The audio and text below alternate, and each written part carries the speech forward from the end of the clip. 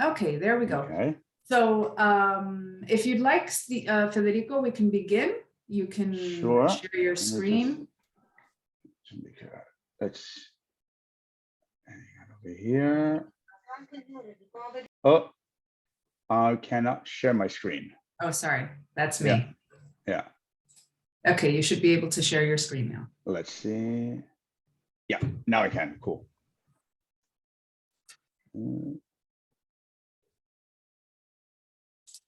There we go. Great. Okay, so before, as you guys know, before we actually begin with the content, I always like to have a brief introduction of who it is that's talking to us today and why SSBR has felt that this person is the best suited to discussing this specific topic. So today's topic is mastering the art of customer service, of the customer service of today. As we all know, customer service is not just about post sales. It's not Amazon calling to see what's happened with your order, but it's a lot more than that. And Federico Arch is going to go really in depth about this, as he is an expert in this specific field. So who is Federico Arch? Well, he is currently regional manager of Southern and Eastern Europe, Russia, and CIS at trip.com. Federico, I don't know, what does CIS mean? It's actually ex-Russian countries. Okay. Now I right now I'm blank, so I can't remember what exactly CIS stands for, but it's the surrounding countries of Russia. Okay, thank you. He has a bachelor's degree in business from business management from New York, Hofstra University, as well as an MBA degree. Freddie has more than 20 years of experience in developing and implementing sales and lots of different aspects of sales and growing a business within tourism and the e-commerce sector. So just a few of the roles that he's had. While he has been account executive, he grew through different roles within Iberia Airlines. He was area manager of Expedia Group, and he was regional, what does that say? Sales account manager, sorry, the controls are in the way, of American Express in Barcelona. And who am I? For those of you who this is the first time joining a guest speaker session, I am Laura Perez. I'm one of the professors and a mentor here at the PhD by Portfolio at SSBR. I am also the marketing manager, so I wear lots of different hats. I love marketing, everything related to marketing. I have a degree in marketing, a master's degree in marketing from EADA Business School in Spain. I have a bachelor's degree in media studies from the City University of New York at Queens College in New York City. And I'm a small business entrepreneur. I had my own business for over 12 years in the service industry that I sold before the pandemic. And I also work as a marketing and business consultant, helping small businesses grow. So without further ado, I'll leave it to Freddie. He's going to be reviewing different aspects, such as what exactly is customer service? How can we excel at customer service? What opportunity does knowing all of these skills open up for you? How can customer service or customer care grow a business? And of course, how the customer service world is today after COVID and after seeing how many companies and many clients trends and customer service, or shall we say habits, have changed with COVID. So I leave it to you. Freddie, take it away. Thank you very much, Laura. I'm extremely happy to be here today because, well, like Laura said, customer service for me is something that has been a part of me since I can remember, since I started pretty much working. I've spent most of my professional career in the travel and tourism industry. So as you can imagine, customer service is extremely important there, as well as everywhere else. And I'm really glad, Laura, that you mentioned before that maybe sometimes the misconception that we have of customer service. Yes, we think of maybe the Amazon helpline or customer care for an airline, but that's not just what customer service is. Customer service is all around us. It's every day, whether you go to the local store, whether you go to the bank, whether you go to a restaurant, it's everywhere. So just what what we're gonna talk about today is a little bit about, what is customer service and how we can improve it in different levels. And you'll see later on in the presentation what exactly customer service entails and the different areas that entails as well. Okay, so like the table of contents says, we'll talk a little bit about what customer service is, how to excel, opportunities that arise due to superb customer care, and how, exactly that, how customer care is a key driver in sales and growing a company. And of course, the trends and post-COVID consumer habits that came about, well, after a horrible year in 2020. So before going into the details of what is customer service, I just wanted to touch a little bit to see, well, since we don't have too many on the call right now, but if you can just in the chat type yes if you had a bad customer service experience. Let me see if I can have. I don't think I see the chat here. I have it. You have it? Okay. I have it open. Yeah, I've had a horrible customer experience many times. I don't know if Stephen has had horrible customer service experience, but definitely many times in different countries. Cool. Good. Well, normal. I think we've all experienced bad customer service at some point in our life. And if you would have to say, so for example, if this bad customer service had to do with a place, a product, etc., would you recommend this product or place to a friend? I definitely would not. I actually wrote reviews. One of them was a hotel, and I wrote a review saying, never go to this hotel. It's horrible. Exactly. Well, I guess I won't have to ask you the third question then, which is more on the lines of, having a bad customer service experience in the tourism and hospitality industry. So airline, hotel, restaurant, etc. Yeah. Well, and I'm sure Stephen, I guess, I don't know if he's written anything, but I'm sure most likely than not, he will have had the same type of experience in the tourism hospitality industry. Definitely. And so that brings me just like to want to share a story with you, which happened last year, actually, last summer when I'm in Palma de Mallorca, and I had my sister visiting with her daughter and a friend of hers. And so with my wife and my daughter and everything, we decided, to take them to the beach in the north end of the island. And since I really didn't know too many restaurants there, I decided to ask a friend of mine for a recommendation on a restaurant, a little bit of everything, what type of food they had. And then I was like, well, as long as they have like a paella, because, I was really, hungry for a paella. For those of you that are not from Spain, paella is really a popular dish here. So it's definitely good to have. So we went to the beach that day. Then we went to this restaurant. I made a reservation. We sat down, and while the service was a little slow, but we're on vacation, we're relaxed, no problem. So they started serving the appetizers first. We ordered different appetizers, and I have to say they were really good. Everything was delicious. And then, for example, my sister and I, we ordered a paella, and then my wife and my sister friend, they ordered a different type of fish. So the fish came out first. I tried some of my wife's fish, was really good. And then the paella came out. And as soon as I saw it, I was like, something does not seem right. The color, everything doesn't seem right. So I tried it, and my first glance and then trying it, I was like, yeah, I'm definitely right. This is not good. It pretty much tasted like boiled rice colored with saffron to give it some color. And so it was horrible.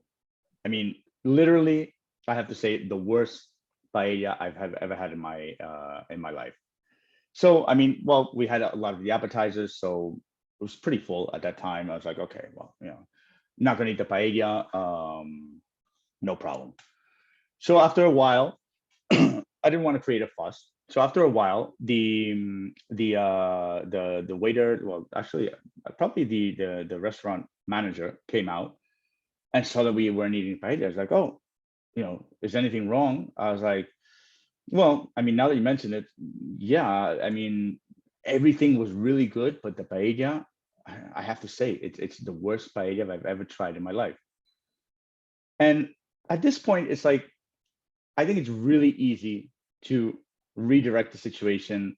I don't know, offer me something else, offer me a free dessert, anything. But what came out of the restaurant manager's mouth after that was just put me in shock. And so he pretty much said, well, that can't be. What do you mean it can't be? I mean, and he pretty much said, no, we've won awards for the paella that we serve here. And I was like, okay. So here I am trying to remain calm. I was like, that's fine, that's great. But I think everyone can have a bad day. Maybe the chef isn't having a good day. Maybe he ran out of ingredients and had to improvise. I don't know. But this paella was not good at all. Didn't even try it, didn't even take it back to the chef so he could try it. Nothing. And I was just like, and that was it. And didn't say anything else, didn't offer to give us a free dessert or comp the paella because we didn't like it, nothing. So as you can imagine, that's pretty much the last time I went to that restaurant. Didn't recommend it to, I remember someone asked me about that restaurant a few weeks later, and I was like, don't even think about going there. And I didn't write a bad review, although I should have, because I think social media, as you will see later on, social media is extremely important. But I think something so easy that could have changed, because the rest of the food was really good. Everything was really good. But that customer service experience right there, his reaction just killed everything else. So what could have been maybe, okay, one day it's like, okay, we'll go back because I know maybe the paella won't be good, but I know all the other dishes were really spectacular. But just with that one phrase, that thinking I'm better than anyone else, just completely shot me down. And that was pretty much the end of that restaurant for me. And I told my friend, of course, who had recommended the restaurant, and he was kind of in shock. He's like, but he didn't offer you anything. I was like, no, nothing. I was like, no. So that's the end of that. But it all comes down to that customer service. So that's why we're here today, to talk about customer service, and why is customer service important. So customer service, by definition, is the support that you offer your customers, both before and after they buy and use your products or services. That helps them to have, in the end, an easy and enjoyable experience with you. It should, and I put this this quote down here from Zappos founder Tony Heiss, because it totally resonates with me. So he put, customer service shouldn't just be a department; it should be the entire company. Because in the end, whether you're in a customer service center or you're on the front line dealing with customers on a daily basis, it's all around us. I think for me, I don't deal directly with customers now in my role. I deal with my team, but I deal with clients as well. And clients, in the end, while if you're doing a sales pitch or whatever, you're still doing customer service. You have to understand their needs. You have to empathize with them.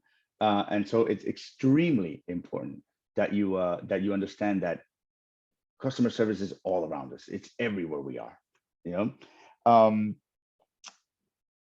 and for me, I think I'm really lucky right now working in the company I am. I work for Trip.com, which is an online travel agency, one of the biggest in the world, focused in China, but expanding throughout the rest of the world. And one of the really good things that Trip has is their customer service. They have approval rating and customer satisfaction of 95%. Why is that? Because they really put their foot forward on that. They worked hard to get that 24-hour coverage, 7 days a week. 2 years ago, they opened up the brand new call center in Edinburgh in order to be able to cover the whole world 24 hours a day, 7 days a week. And the way they really have a positive impact on the customer experience. we're kind of an intermediary. So in the end, we help customers to book their hotels, to book their flights, etc. So for example, what do we do in order to improve on that customer service experience and help that customer come back to us? Is if they've had a bad experience with a hotel where the hotel, I don't know, can't find their reservation or they're overbooked, they know that they can call Trip. Trip will at least most likely reimburse their first night stay, even up to 3 times what they paid. Look for an alternative hotel for them and ensure that they get that to their new destination, to their new hotel without any issues. But just that little, I mean, it's not little because depending on how much you paid for a hotel, it could be a lot, but just that little act helps us to get those customers to come back to Trip. So that's why I'm really happy that to be here also to share the different experiences that I'll be sharing with you and explaining a little further into what customer service is and why it's important. So some insights from Price Waterhouse on consumer behavior and questions that were asked to customers. Pretty much they said that 3 in 4 customers identify customer experience as a top consideration in their purchasing decisions. I totally resonate with that. I'm the type of person that usually looks before going to a restaurant, before booking a hotel, before going anywhere, kind of checking reviews, seeing what people are talking about this place, and knowing that if I have a good customer experience, I will go back. I'll order again. If not, I will not, and I will give bad press, and I won't recommend it to my friends, etc. 2 in 3 find that excellent customer service is more compelling than marketing and advertising. I mean, let's be honest. It's free advertising for a company, whatever company it is. Word of mouth. This is basically what we're talking about. We're talking about word of mouth. If you recommend it to your friend, they're going to go. If we're talking about a hotel, for example. But if you don't, most likely they won't. So it even works better than marketing or advertising. Sometimes you actually have to wonder why a company is investing so much in marketing and advertising. Is it for the right reasons, or is it because they need to gain more customers because they're not getting to where they have to be because of their bad customer service? 1 in 2 believe that most brands could improve their customer service. That's 50%. So we still have a lot of work to do. There's still a lot of work out there to improve customer service in different areas, and you'll see later on in the presentation. Who has the worst customer service. I think we all have a pretty good idea of who has the worst customer service, but just to give you some additional feedback on that. And yeah, I mean, this number actually I consider very low, that 1 in 3 would break up with a beloved brand after just 1 negative customer experience. I'm not about giving second chances.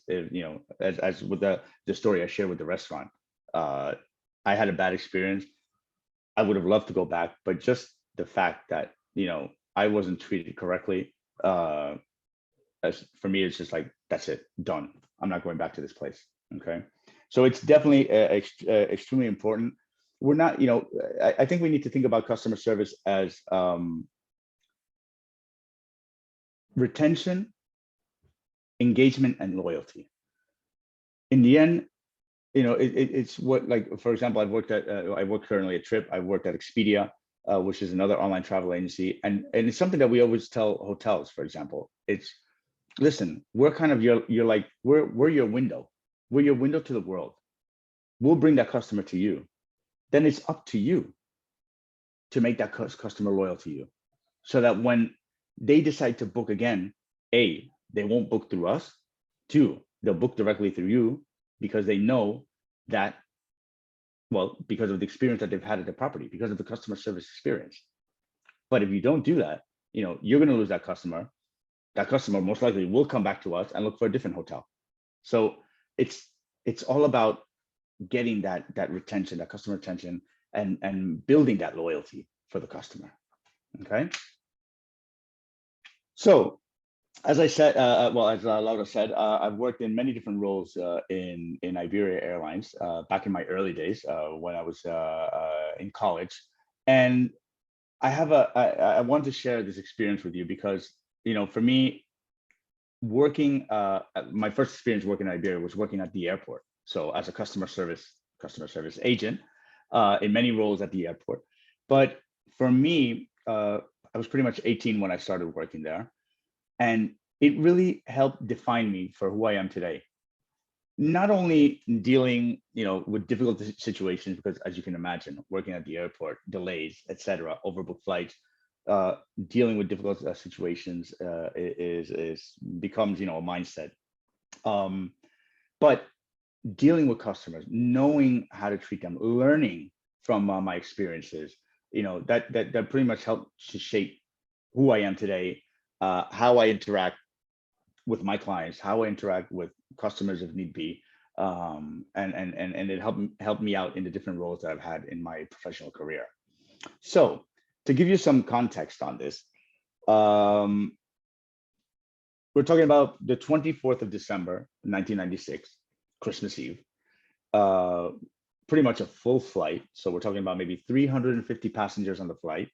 Everyone, of course, wanting to get to Madrid, Spain for Christmas Day. Oh, just in case I didn't mention, this was in New York. So I was in JFK Airport. So this flight was going to Madrid. And all of a sudden, so I'm getting ready to leave. That day, my role was being out on the ramp side, so where the aircraft was, supervising the whole loading, unloading of the aircraft, ensuring that it was fueled, ensuring that it was catered, etc.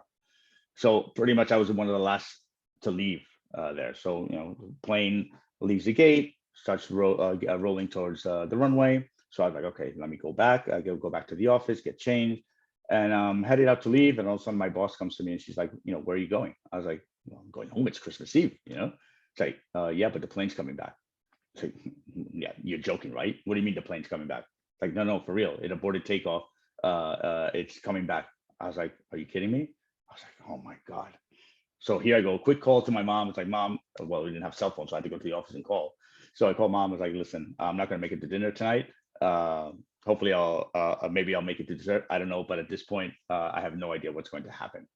So that being said, head out. I don't even get changed back into my uniform. I go out to the car, go back out to the plane. The plane's already arriving, waiting for the maintenance guys to come in so they can talk to the pilot. I see the airplane, the pilot's like flashing the wheel lights at me. It's like, they want to talk. I was like, I don't have headphones. Wait. So finally, maintenance gets there. They talk to him. They said, apparently they had an engine failure on the aircraft.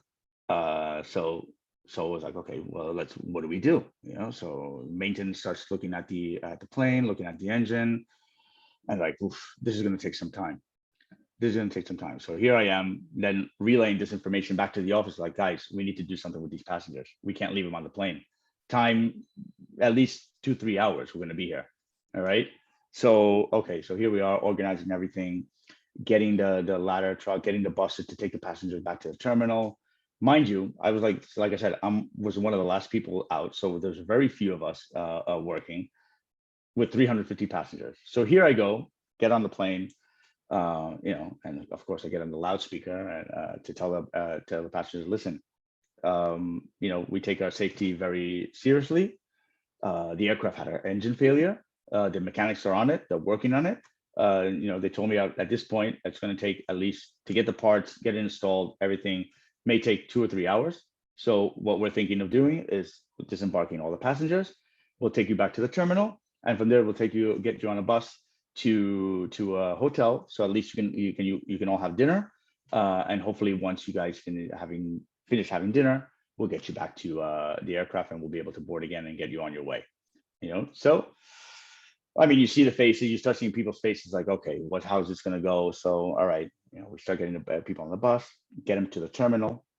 And then, of course, I'm going back and forth. So I go back out to the terminal, and I'm waiting with one of the batches of passengers, because of course, each bus maybe fits 80 passengers, 350. So yeah, we needed quite a few buses. So waiting out there, you see some long faces, people asking me, but how did this happen? I was like, well, these types of things happen. It's not the first time, it's not the last time. But as I said before, safety is our top priority.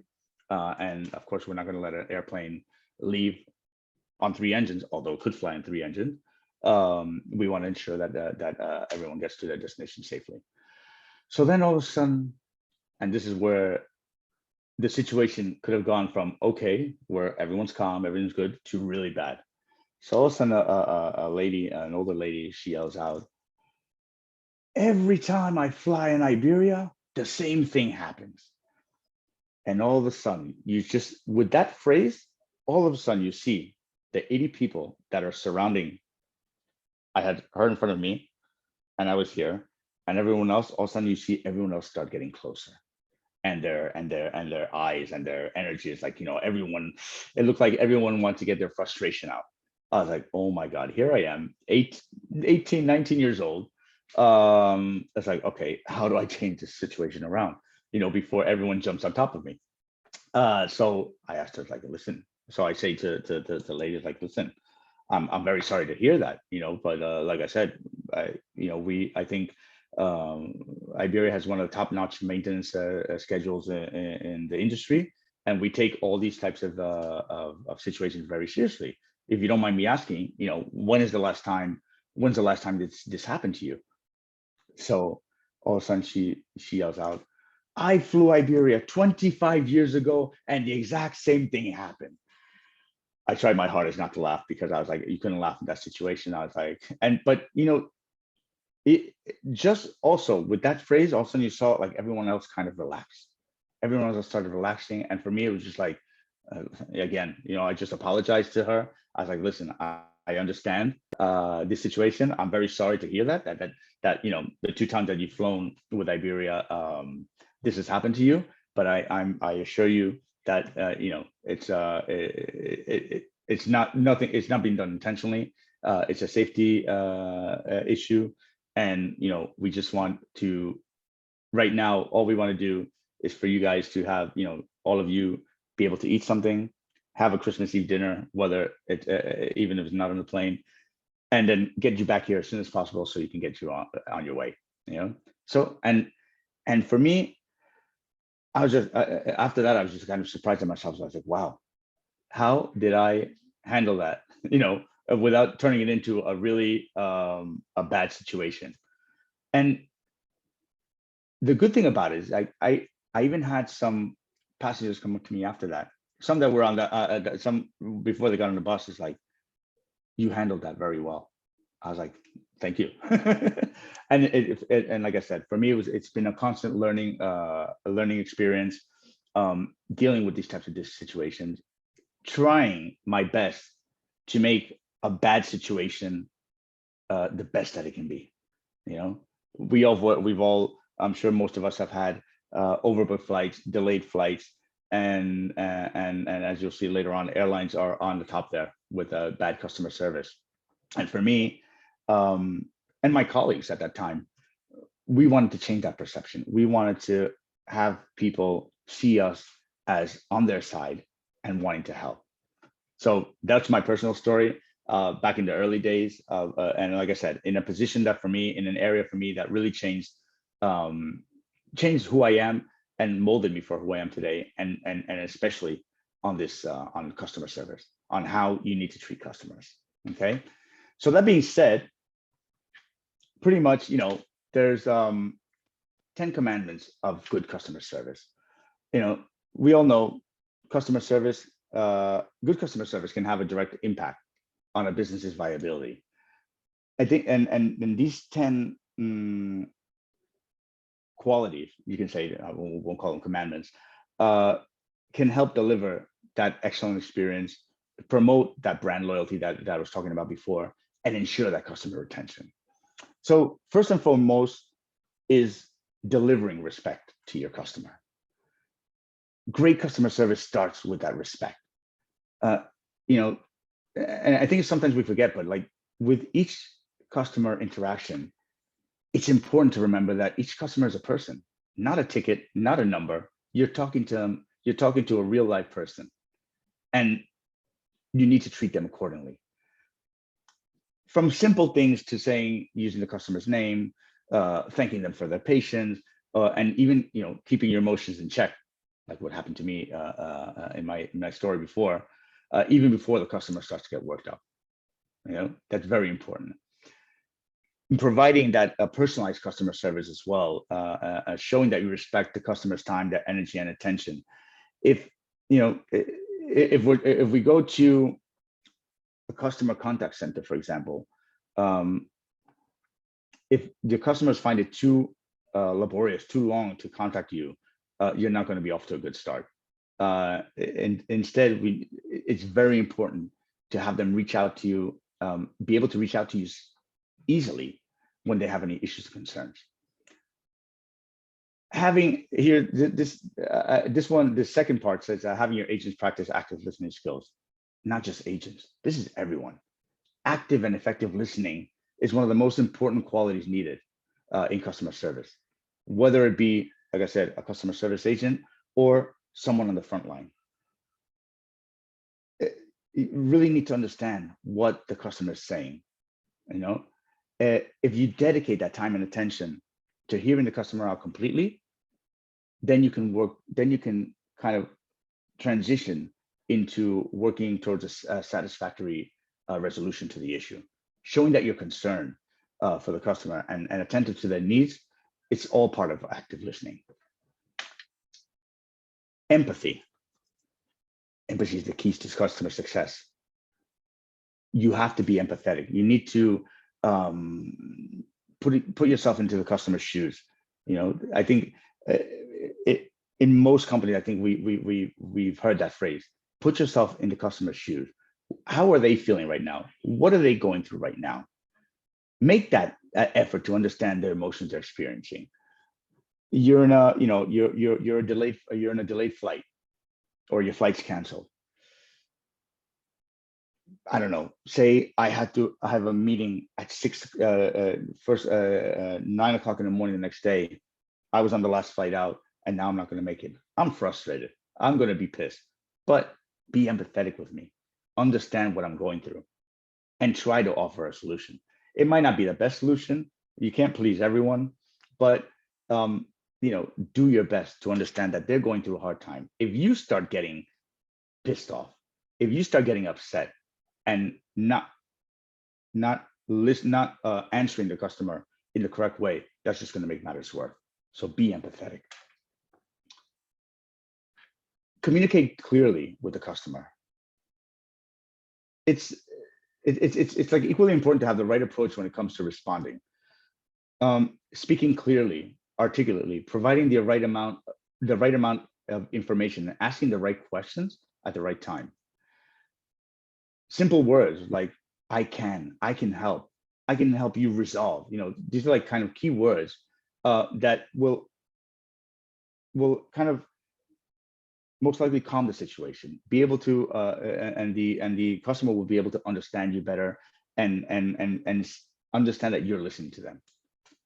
Positive attitude. That's pretty much a given. I think this kind of goes in hand with being empathetic. So being empathetic but being positive at the same time. Maybe we can't always add it, but maybe putting in a little bit of humor or a cheerful tone, that always helps the customer satisfaction. But if they see that you're not in control, that even if you like all of a sudden you feel scared or you're going back, or what I explained before in my situation, if I would have gone, what's going on here, that could have thrown everything off course, but you have to have that positive attitude. Patience. I mean, patience is a virtue, but it's one of the most important facts. You're going to have times when customers are upset, they're not happy, they're yelling at you. You have to be patient, because if you lose your patience, like I said, that's it. Goes alongside with a positive attitude. Customer service agents determined to serve. I think it's one of these things that maybe has been lost. We need to use that customer service, train people on customer service, on how to be customer centric, how to understand the customer. Because I think many people nowadays, and even back then, that don't understand the needs of the customers. And it's something that really hasn't been practiced too much. You know, for example, you're in a company, you're in sales, you want to sell, that's it. Then what happens when that customer has or that client of yours has a problem?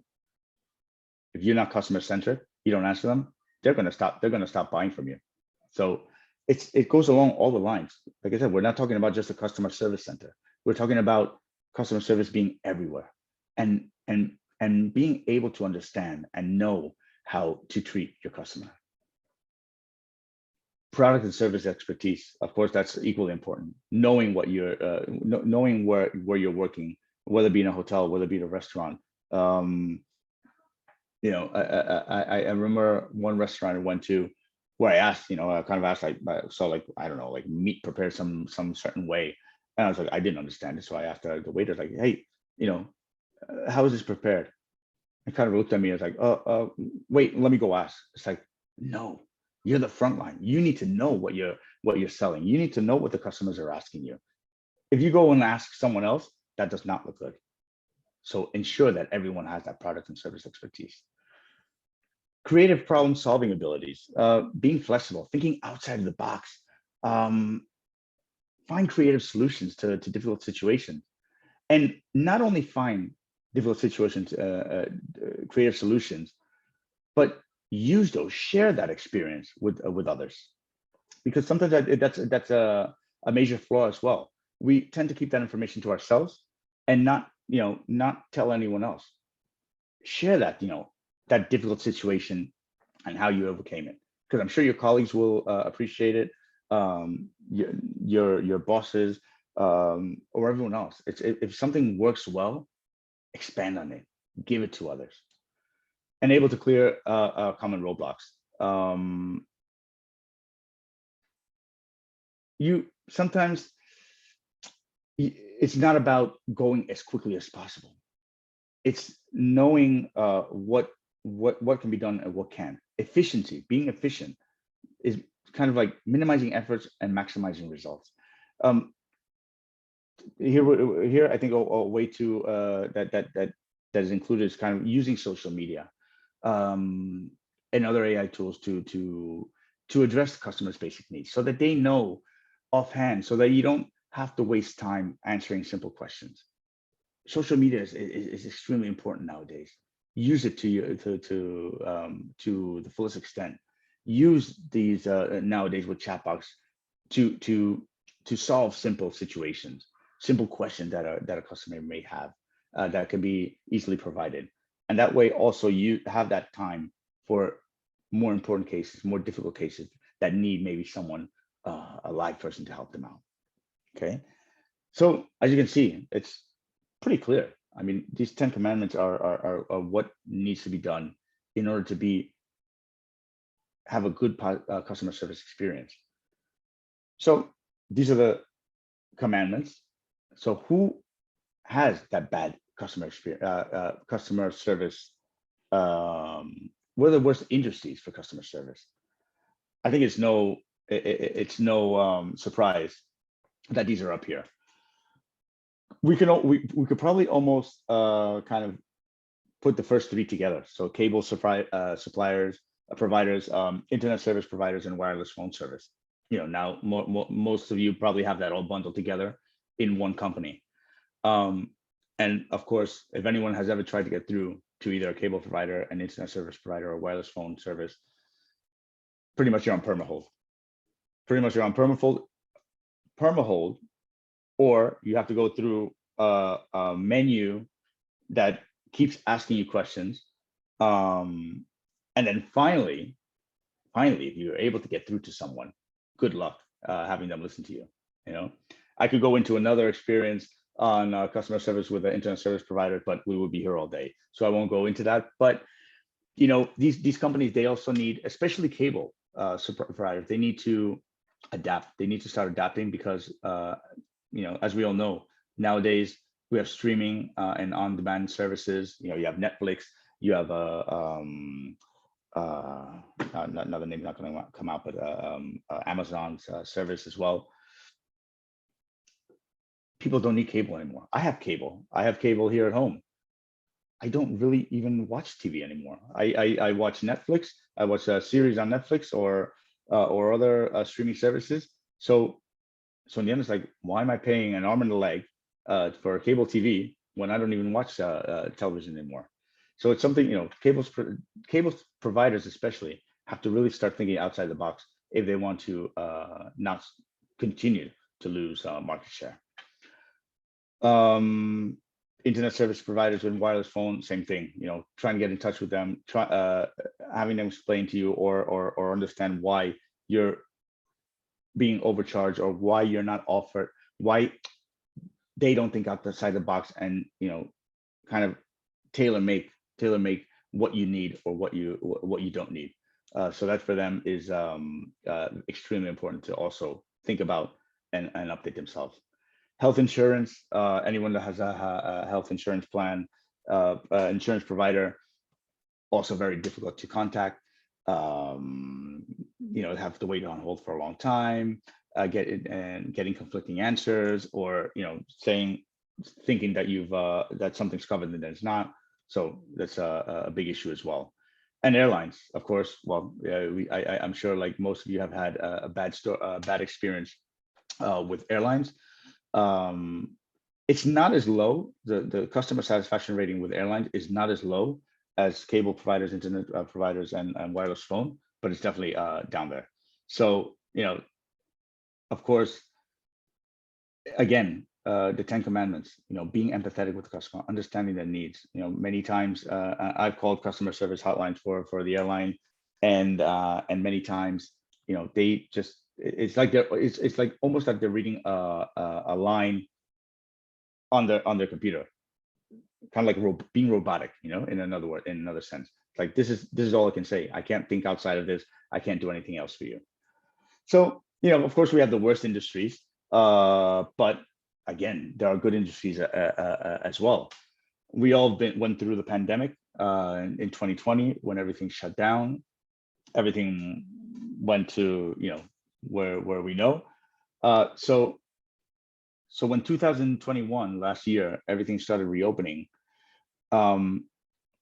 many companies, many industries had to rethink, how are we going to attract these customers again? How are we going to bring them back after the experience that everyone has had in 2020, being scared, people that were still waiting for hotels to refund them, airlines to refund them, etc. It was a very difficult situation. You knew that people wanted to come back out, travel, go out to restaurants, go out to everywhere, but sympathy was and being empathetic was extremely important in 2021. And interestingly enough, as you can see on this list over here, the majority of these companies are in the travel and tourism industry, the hotels, cruise line, but, you know, hotels were like, we need to do things, we need to change things so that these customers come back. And these brands, basically, what they did, they made sure that the customers felt heard and safe as people tried to get back to, you know, normal lives after lockdown. So understanding, you know, being safe, having that you know, separation, not having all the rooms filled, not having the restaurant full, having those panels out, wearing the mask, etc. Understanding the fears of the customer and what they needed to do, and show that to the customer in order for them to come back. That was extremely important, and that's what these companies did very well. And you can see the score that they got thanks to this, thanks to everyone that went out, stayed there. I was like, wow, they really went up above and beyond to make us feel heard, make us feel safe after this 2020 where everything, you know, was shut. So an example of learning, not only learning, but kind of overcoming, in this case, fears, in order to ensure that the customer has a good experience. So in conclusion, there's these 5 points that we have here. First one, you have to understand, not everyone is always going to love your brand, the company, or product. For example, I use Apple. I have an Apple Watch. I have the Apple iPhone, the AirPods. I'm an Apple fan. I tried Samsung in the past. I've tried other companies in the past, but that's me. I'm just an Apple person. So I'm not, it's probably going to be, at least in the short term, it's going to be next to impossible for me to change, and for me to change to another company. So yes, not everyone's going to love your brand. Not everyone's going to love your company, but keep those customers. Keep those customers happy. Apple's kept me happy for the last 12 years, pretty much, because of the products, because of the constant evolution, etc. So that's why I haven't moved from Apple. Use the acquired skills within your customer service strategies and make the most out of each interaction. As I said, share best practices, use what's learned, and expand on that. How can we make it better? Share with the team, have different trainings, train staff, from frontline staff to customer service agents. How can we help improve the customer experience? Using support teams and chatbots and telephone support, it's just that, it's extra support. But like I said, customer service is all around us. So everyone needs to be involved, from the front line to the back office, to that salesperson that's dealing with clients. Everyone needs to be involved in customer service. And number 4, it's an omni-channel experience. It's everywhere. It has to be everywhere, whether it be online, offline, social media, websites, customer reviews. We haven't even touched on customer reviews, but maybe that we'll have to leave for another day, because it's extremely important. But, and I'll give an example now at the end. But websites, social media, in-person activities, have that, like, having that information, that basic information, before the customer even asks the question, is also key. To not also waste time. Not, I don't want to say waste time, because you're not wasting time, but if you have those answers at on the forefront, it makes it a lot easier as well. And which it just brings me, I saw something last week on social media. So talking about how social media is important. And it was in Spanish, so I kind of I'll translate it, and I'll kind of give you a brief overview. But basically, it's about this lady. She's from Colombia, and she was going to the U.S. So she was going to Hawaii. Well, I think on business or pleasure, or maybe a mix of both.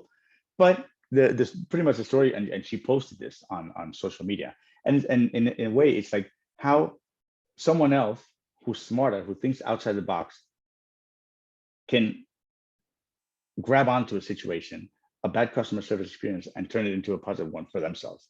So this lady, she called her bank in Colombia to tell them, listen, I'm going to be going to the US. I just don't want to have any problems with my credit card. So please, ensure that I don't have any problems. So she goes to Hawaii. She's there, and so one night, after a long day, many meetings, she just decided to go to a restaurant and get some dinner. And of course, so she has dinner, and when she goes to pay, she said, the waiter or the restaurant manager comes back to her and saying, I'm sorry, but your card has been declined due to possible fraud. So here she is in Hawaii. She calls, she's like, who do I call first? So she has an Infinity Visa. She tries calling Visa first, and they pretty much tell her, no, you need to call your bank. We can't do anything about this. With the hour change and everything, there was no way she could get in touch with the bank. No one was getting back to her. So it was just like, it was an impossible situation for her.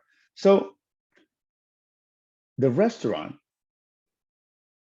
seeing that she was going through this situation, pretty much brings her another check and says, "Here, have a great stay." So what they pretty much comped her whole meal, even though she had, because then she said that she had cash, but the restaurant was like, "No, listen, after everything you've been going through right now, trying to get in touch with your bank, trying to get in touch with Visa, and no one wanting to help you, we want to help you. So here's your meal is on us." She put this story on social media, and not only that, but she goes on to say that the issue with her bank still has not been resolved. But so she's going to think about what to do, whether or not she's going to change banks. But and now I'm going to read literally what she says here. She says, "What I am definitely going to do is that this restaurant is now my favorite restaurant. I'll be back. I will bring other people, and on top of that, the food was delicious. So if you're ever in Honolulu, please go to this restaurant." The bank pretty much has just lost a customer. This restaurant, taking advantage of this bad situation, just gained one loyal customer who's going to, using word of mouth, tell her friends, bring other people to that restaurant, and pretty much post on social media for everyone to see. And that's, like I said, free marketing, free advertising, positive advertising for this restaurant that's going to help them bring more customers in, that hopefully they'll also be able to think outside the box and make them loyal customers. So that's it in a nutshell. I mean, that's customer service. That's the importance of customer service. There's so much more that we could go into, but I'm pretty much out of time here. So I hopefully you enjoyed this, and now I'll hand it over back to Laura. Let me hand this over to you, Laura. There you go. Great, you're on mute. Oh, can you hear me now? Yes. Great. Thank you, Freddie. That was fantastic. And really great way to introduce us to the world of customer service, because I know that we could be here for days talking about different experiences and how really we can become great in being able to grow our business.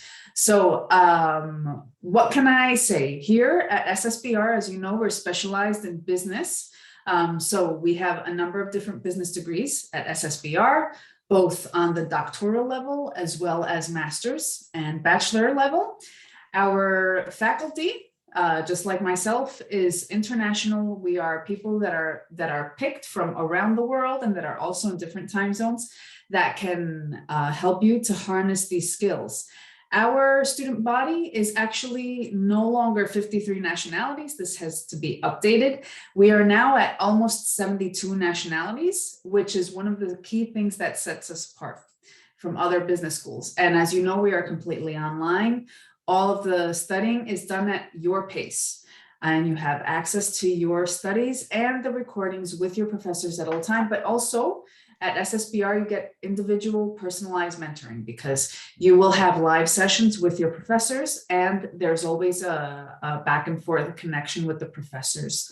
And we're not limited to September, since we're an online school. And one of the things that we innovated with when SSBR was established a few years ago is that we have intakes happening throughout the year. So actually now we have an intake happening on July 1st, which is the summer term, but here we have terms happening and intakes happening throughout the year. So if you're still undecided, this is a little bit of introduction about our school. We have a very practical, hands-on learning methodology, which actually many of our students have told us they're already applying in their business.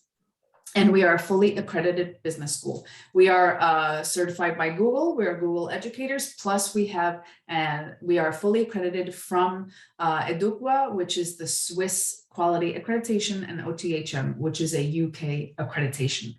So if you have any questions for me or for Freddie, this is the time. You can let us know. You can turn on your microphone.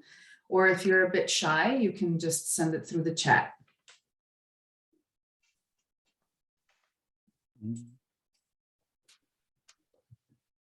No questions, Stephen? Hi, Stephen. Hello, can you see me? Yes, we can see you. How are you? I'm fine. I'm fine. Sorry, it's a bit dark. Let me. So,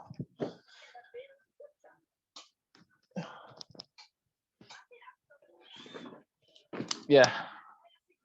Now Hi. we can see you well. Yeah. Hi. Good Do you evening. have questions for me or for Freddie?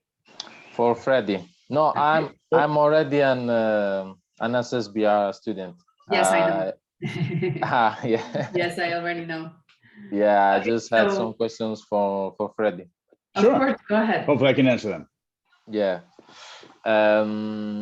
Like my main goal after from my studies is to continue in the sports industry. I would like to study like sports management. Okay. So like I wanted to ask you, what are your, I don't know if you ever had any experience in this area, or like what are your suggestions? Or Well, I mean, for me, I think it's again, I'm not too familiar with sports management, but most likely you will have to interact with clients, with and even depending on what you're doing with, you know, with with customers as well. So again, it's also extremely important to know how to treat those clients, to know how to treat those customers. Again, we always talk about customer service, but in the end, anyone that you're working with is a customer. Your client is a customer. So it's equally important to have the right skill sets in order to go through, in order to be able to redirect difficult situations. oh, yeah, definitely. And another question I have, like in customer service, like the main goal should be to be focused on the client, right? We should Yeah. be more like client focused. But do you think that we should work on ourselves to like improve our, maybe our communication skills and our communication, not only the way we talk, but like our posture, our gesture, the way Yes. we, Yeah. our It's body all. language, Yeah. like Let me see if I can go back. Oh no, I can't go back. But oh yeah. So yeah, I mean, here the Ten Commandments. Maybe yeah, posture and all that was not included, but the fact that ability to communicate clearly with the customer, a positive attitude, uh, the way you present yourself is also part of it. You know, I think I mentioned it before. If you know, if you're in a difficult situation with someone that is upset with you, and you're kind of, you know, like back like this, or kind of scrounged loud, that makes you look that you're not like you're not in control. So being firm, having that good posture, being positive and thinking and being sure of yourself will also help you in presenting yourself and getting through a difficult situation. So yeah, I mean, posture, attitude, the way your stance, everything is important in the customer service arena. yeah, because me, for example, like I'm talking about myself. Initially, I was a very shy, a very shy person, but I've seen, like, for example, with basketball, like sports has helped me a lot Yeah. Yeah. but I think in business too, like I think with experience, you grow you grow both as a business person and as a human, Correct. that Correct. because I ask you this about communication, because I think that if we want to have to give good customer care, we must first work on ourselves, right? Definitely. Definitely. I mean, it's not for everyone, but it all depends on how you want to change. I have to say the same. When I was younger, and back in grammar school and all that, I was shy as well. And for me, having this first experience at the airport and having to deal with people in the beginning, I have to say it was hard for me. It was hard because I was like, all these people are looking at me, looking for answers. It's like, and it definitely helped me grow as a person. Helped me, like I said, it helped me mold for who I am today. And obviously I saw that I had to adapt. and also grow as a person if I want to get through these situations. Yeah, like did you ever talk in front of thousands and thousands of people? Not thousands, but a few hundred, yes. Yeah. Yeah. And how was it? If say, can I ask how, like the first time you talked in front of many, like I was hundreds of nervous. people? Nervous, very nervous, very nervous. I think I think I tried to not show my hand, because if not, they would probably see my hands like we're going like this, you know. But and you know, to be totally honest, in today's world, if I have to do a presentation in front of 120, 200 people, I'm still nervous. But what I've learned is how to not have them see me nervous. You know, keep that inside and show outside that I'm confident in what I'm doing. Yes. Mhm. But it's a work. Yes, definitely a lot of work. Definitely a lot of work. Yeah, Okay. I can relate, Stephen, in that sense. Do you have any more questions? Because the other attendee, Mohammed, logged off. No. Thank you very much, Fred. Well, Thank you, Stephen. Federico is on LinkedIn, so you can look him up. Okay. You can connect with him if you want to pick his brain for anything else. I'm sure he's open to it. Sorry, Freddie. I just Not a problem. Always open to it, of course. I wanted to ask, is it possible to have the slides? Yes, of course. Tomorrow, you're going to receive an email with the recording of this video that we are doing now, and you'll have the presentation as well. Okay, nice. Okay. Great. Yeah. Well, great. thank you so much. Thank you for joining us live. Thank you, Freddie, for all of your insights. I'm sure that it's going to help the 64 people who registered, but somehow all forgot. I don't know. Maybe it's the heat wave that's just getting to us all. Who knows? Well, hopefully they have a chance to see this video and at least be able to learn more about the customer service. Definitely. Well, thank you all and have a good evening. Thank you. Bye-bye. Bye. Bye-bye. Bye. Bye.